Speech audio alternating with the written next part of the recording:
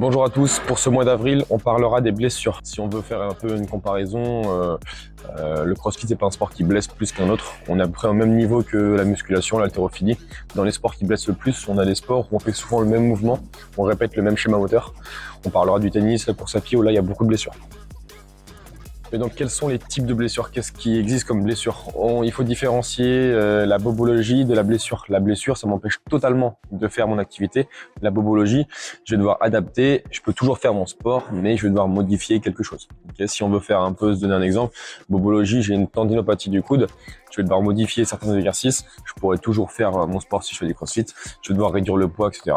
Mais je pourrais bouger. Mais du coup, pourquoi je me blesse? Qu'est-ce qui fait qu'aujourd'hui je me blesse?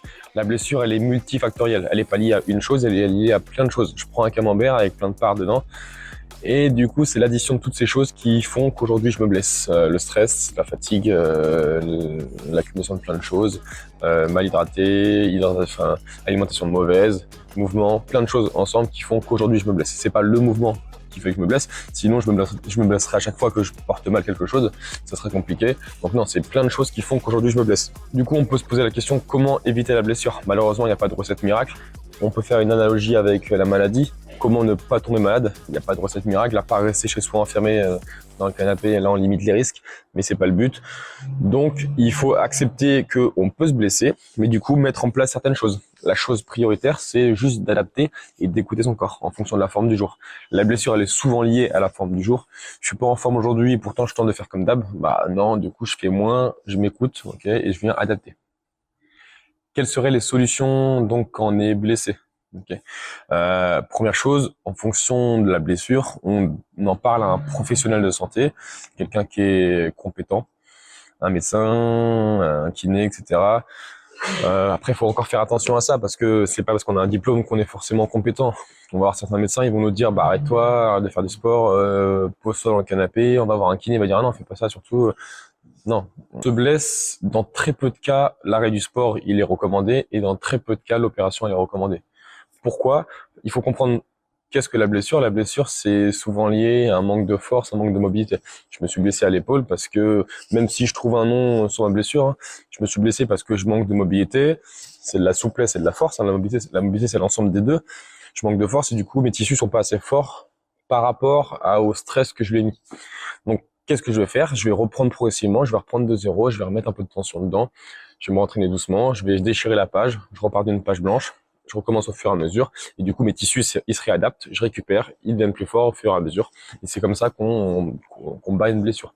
Sauf dans certains cas on a des blessures qui sont plus complexes. Donc faut continuer ce qu'on aime de faire, faut juste le reprendre différemment, ok, adapter et être progressif. On sait bien que c'est compliqué de trouver un rendez-vous avec des professionnels, mais il faut trouver un qui est compétent, qui prend le temps aussi de nous écouter et nous accompagner.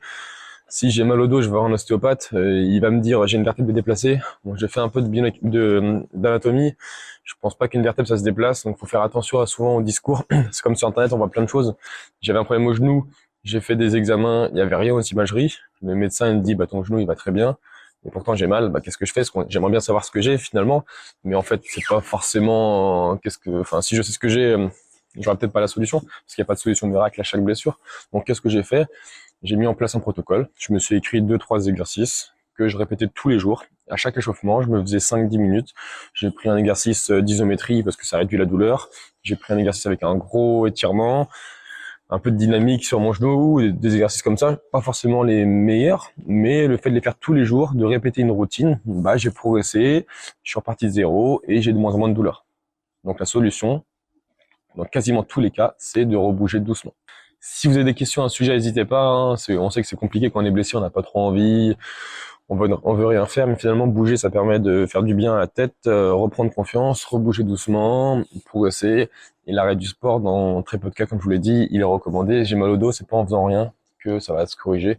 Donc il faut bouger et se faire entourer. Bonne journée à tous, à bientôt.